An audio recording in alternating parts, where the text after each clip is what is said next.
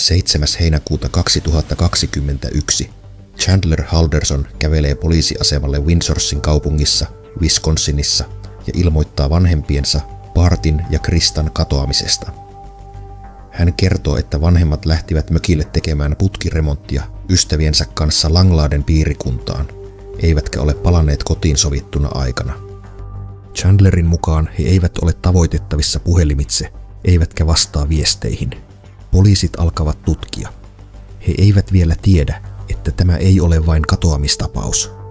Se on alku kauhealle rikokselle. 8. heinäkuuta viranomaiset löytävät Bart Haldersonin ruumiin osia maaseudulta noin 32 kilometrin päässä perheen kotoa. Krista Haldersonin ruumis löytyy myöhemmin 14. heinäkuuta Wisconsin-joen läheltä. Bart ja Krista Halderson olivat ylpeitä vanhempia kahdelle pojalle, 24-vuotiaalle Mitchellille, joka työskenteli teknologia-alalla, ja vuotta nuoremmalle veljelle Chandlerille, joka opiskeli IT-alaa ja asui kotona.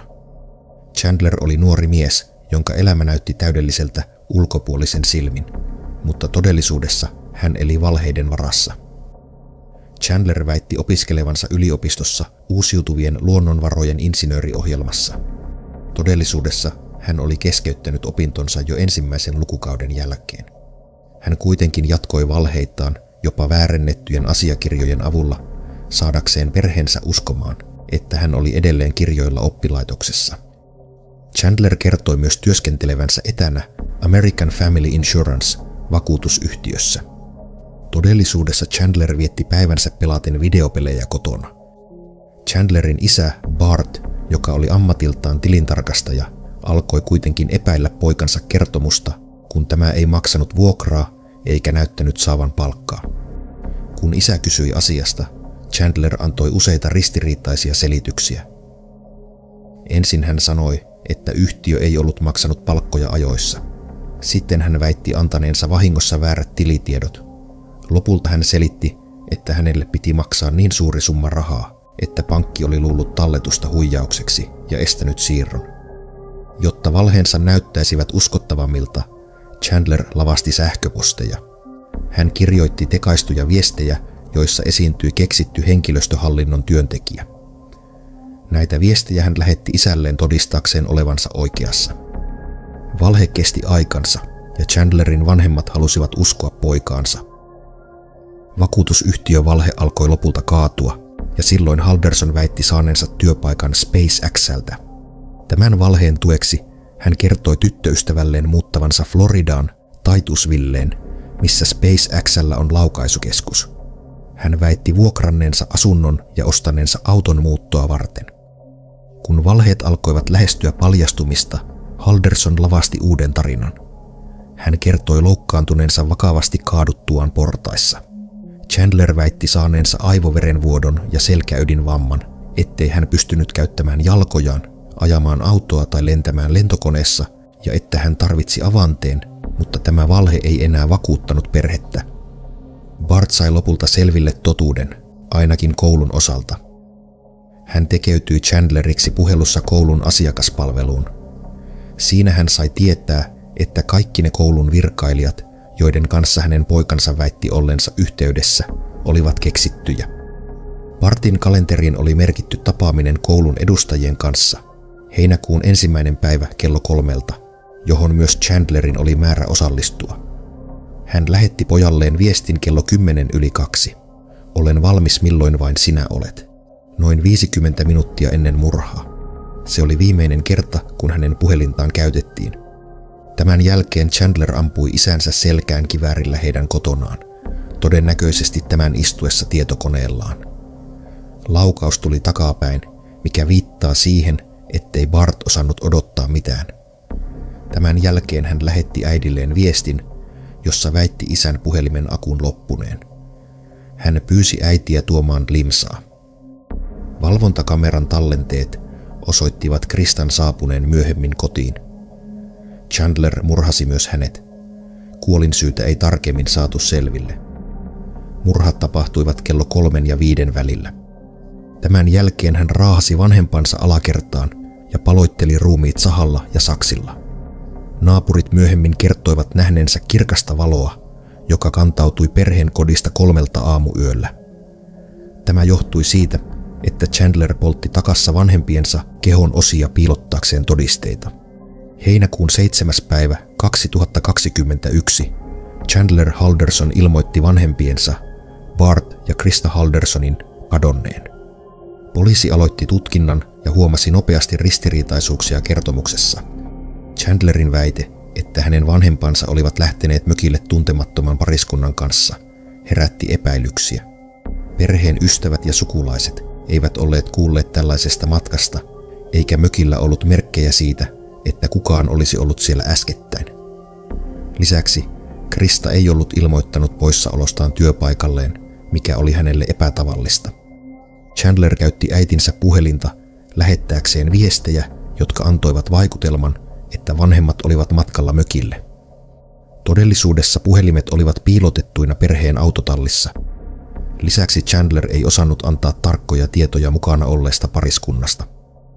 Naapurit kertoivat, että Chandler oli käynyt heidän luonaan kysymässä, oliko heidän valvontakameroihinsa tallentunut mitään hänen vanhempiensa katoamispäivänä. Tämä käytös vaikutti oudolta ja herätti lisäepäilyksiä hänen kertomuksensa todenperäisyydestä. Chandler vieraili tyttöystävänsä Catherine Mellenderin vanhempien maatilalla Cottage Grovessa, Wisconsinissa, noin 32 kilometrin päässä perheen kodista, ennen katoamisilmoituksen tekemistä. Hän kertoi tarvitsevansa uima-allasta jalkavammansa kuntoutukseen. Hän kuitenkin poistui metsään noin tunniksi ja palasi ilman merkkejä uimisesta. Myöhemmin 8. heinäkuuta poliisi löysi metsästä Bartin ruumiin, jolta puuttui raajat. Ruumis oli peitelty oksilla ja lehdillä.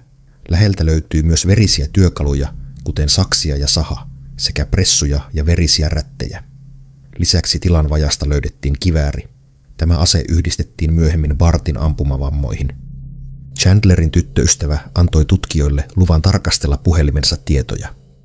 Ennen murhia hän oli käyttänyt Snapchat-sovellusta seuratakseen Chandlerin sijaintia, koska epäili tämän uskottomuutta. Heinäkuun 3. päivän aamuna Catherine huomasi sovelluksesta, että Chandler oli syrjäisellä alueella lähellä Wisconsin-jokea. Tämä oli hänen mielestään outoa ja hän päätti ottaa siitä kuvakaappauksen. Tämä kuva johti myöhemmin poliisin etsintöihin kyseisellä alueella ja heinäkuun 14. päivä alueelta löytyi Chandlerin äidin Krista Haldersonin jäännöksiä. Löydetyt ruumiin osat sisälsivät oikean ja vasemman jalan. Poliisi löysi perheen kodin takasta yli 200 ihmisen luunpalasta. Takassa olevat tuhkat sisälsivät ihmisen kallon, kasvojen luiden ja polviluiden palasia. Lisäksi kodista löydettiin verisiä työkaluja, joita Chandler oli käyttänyt ruumiiden paloitteluun. Chandlerin kengistä löytyi hänen vanhempiensa verta ja hänen sormenjälkensä olivat teipissä, joka oli kiinnitetty veriseen pressuun. Kuulusteluissa Chandler vaikutti ahdistuneelta ja epäilyttävältä. We know more than you think we know. There's people that have told us things. We have evidence. We have proof. So your parents never made it to the cabin, and I think you know that. Chandler pidätettiin 8. heinäkuuta heti kuulustelun jälkeen. Hän kiisti syyllisyytensä. Tammikuussa 2022 Chandler Haldersonin oikeudenkäynti alkoi Danein piirikunnan oikeustalossa Wisconsinissa.